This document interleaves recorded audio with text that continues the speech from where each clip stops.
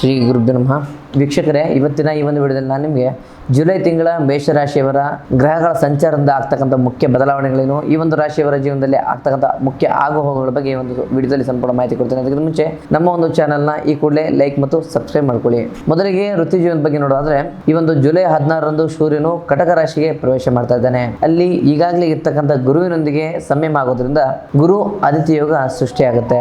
ಇದರಿಂದ ಸರ್ಕಾರಿ ಕೆಲಸಕ್ಕೆ ಯಾರಾದ್ರೂ ಪ್ರಯತ್ನ ಮಾಡ್ತಿದ್ರೆ ಅತ್ಯಂತ ಶುಭ ಯೋಗ ಆರಂಭ ಆಗುತ್ತೆ. ಕಚೇರಿಯಲ್ಲಿ ಉನ್ನತ ಅಧಿಕಾರಿಗಳಿಂದ ಪ್ರಮೋಷನ್, ಪ್ರಶಂಸೆ ಮತ್ತು ಸಂಬಳ ಹೆಚ್ಚಾಗುವಂತ ಸಾಧ್ಯತೆ ಹೆಚ್ಚಾಗಿದೆ. ಆದರೆ ಜುಲೈ 27ರಿಂದ ಶನಿ ವಕ್ರನಾಗೋದ್ರಿಂದ ನಿಮಗೆ ಕೆಲಸದಲ್ಲಿ ಒತ್ತಡ ಮತ್ತು ಕಿರಿಕಿರಿ ಆಗುವ ಸಂಭವ ಹೆಚ್ಚಾಗಿದೆ. ಈ ಒಂದು ಆರ್ಥಿಕ ಪರಿಸ್ಥಿತಿ ಬಗ್ಗೆ ನೋಡೋದಾದ್ರೆ, ಧನಕಾರಕನಾದಂತಹ ಗುರುಗ್ರಹವು ಆರ್ಥಿಕವಾಗಿ ಅತ್ಯಂತ ಲಾಭದಾಯಕವಾಗಿದೆ. ಸಿಲುಕಿಕೊಂಡಂತಹ ಹಣ ನಿಮ್ಮ ಕೈ ಸೇರುತ್ತೆ. ಹಳೆಯ ಸಾಲವನ್ನು ತೀರಿಸಲಿಕ್ಕೆ ಈ ಜುಲೈ ತಿಂಗಳು ಒಳ್ಳೆ ಸಮಯ ಅಂತಾನೆ ಹೇಳ್ಬೋದು. ಶುಕ್ರನ ಶುಭ ದೃಷ್ಟಿ ಇರೋದ್ರಿಂದ ಚಿನ್ನದ ಮೇಲೆ ಹೂಡಿಕೆ ಅಥವಾ ಜಾಗ ಮತ್ತು ಆಸ್ತಿಯ ಖರೀದಿ ಮಾಡ್ಲಿಕ್ಕೆ ಇದು ಅತ್ಯಂತ ಶುಭ ಸಮಯ. ಇನ್ನು ವ್ಯವಹಾರದ ಬಗ್ಗೆ ನೋಡಿದ್ರೆ, ವ್ಯಾಪಾರ ಕಾರಕನಾದಂತಹ ಬುಧ ಗ್ರಹವು ಜುಲೈ 7ರಿಂದ 24ವರೆಗೆ ವಕ್ರನಾಗ್ತಿದ್ದಾನೆ. ಸೊ ಹಾಗಾಗಿ ಹೊಸ ಒಪ್ಪಂದ ಆಗಲಿ, ವ್ಯಾಪಾರದ ಹೊಸ ಹೂಡಿಕೆಗಳಿಗೆ ಸಹಿ ಹಾಕೋದಾಗ್ಲಿ ಮಾಡ್ಲಿಕ್ಕೆ ಹೋಗಬೇಡಿ. ನಿಮಗೆ ಮಂಗಳನ ಬಲದಿಂದ ರಿಯಲ್ ಎಸ್ಟೇಟ್ ಯಾರು ಮಾಡ್ತಾ ಇದ್ದೀರಾ ಮತ್ತು ತಾಂತ್ರಿಕ ಕ್ಷೇತ್ರದಲ್ಲಿ ಯಾರು ಕೆಲಸ ಮಾಡ್ತಿದ್ದೀರಾ ಅವ್ರಿಗೆಲ್ಲ ಅತ್ಯಂತ ಶುಭಕರವಾಗಿದೆ. ಇನ್ನು ಪ್ರೀತಿ ಮತ್ತು ಕುಟುಂಬದ ಬಗ್ಗೆ ನೋಡೋದಾದ್ರೆ, ಪ್ರೇಮಕಾರಕನಾದಂತಹ ಶುಕ್ರ ಮತ್ತು ಉತ್ಸಾಹಕಾರಕನಾದಂತಹ ಮಂಗಳನ ಶುಭ ಸ್ಥಿತಿಯಿಂದಾಗಿ ಪ್ರೇಮಿಗಳ ನಡುವೆ ಇದ್ದಂತಹ ಮನಸ್ಸುಗಳು ದೂರ ಆಗುತ್ತೆ. ಒಬ್ಬಂಟಿಯಾಗಿರೋರಿಗೆ ಹೊಸ ಪರಿಚಯ ಆಗುತ್ತೆ.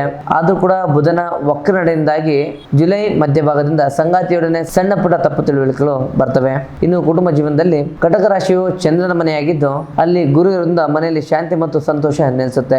ಜುಲೈ 20ರಿಂದ ಶನಿ ವಕ್ರನಾಗೋದ್ರಿಂದ ಒಡ ಹುಟ್ಟಿದವರೊಂದಿಗೆ ಸಣ್ಣ ಪುಟ್ಟ ವೈಚಾರಿಕ ಸಮಸ್ಯೆಗಳು ಕಾಡ್ಬರುತ್ತೆ. ಇನ್ನು ಆರೋಗ್ಯ ವಿಚಾರವಾಗಿ ನೋಡೋದಾದ್ರೆ, ಜುಲೈ 27ರಿಂದ ಶನಿ ವಕ್ರನಾಗೋದ್ರಿಂದ ಹಳೆಯ ಕಾಯಿಲೆಗಳು ಮರುಕಳಿಸಬಹುದು.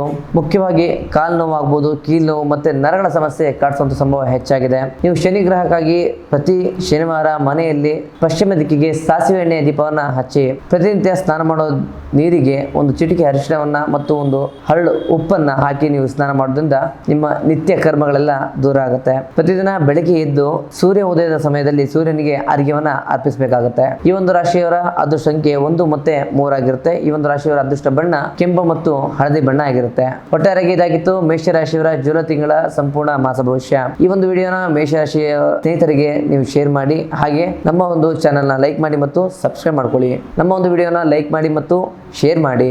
ಇನ್ನು ನಿಮ್ಮ ಜೀವನದಲ್ಲಿ ಇರ್ತಕ್ಕಂಥ ಯಾವುದೇ ಸಮಸ್ಯೆಗಳ ಪರಿಹಾರಕ್ಕೋಸ್ಕರ ನಮ್ಮ ನೇರ ಭೇಟಿಗಾಗಿ ಸ್ಕ್ರೀನ್ ಮೇಲೆ ಕಾಣ್ತಕ್ಕಂಥ ನಂಬರ್ಗೆ ಕರೆ ಮಾಡಿ ನಮ್ಮ ನೇರ ಭೇಟಿಯಾಗಿ ನಿಮ್ಮ ಸಮಸ್ಯೆನ ಪರಿಹಾರ ಮಾಡ್ಕೊಳ್ಳಿ. ಮುಂದಿನ ವಿಡಿಯೋದಲ್ಲಿ ಸಿಗೋಣ.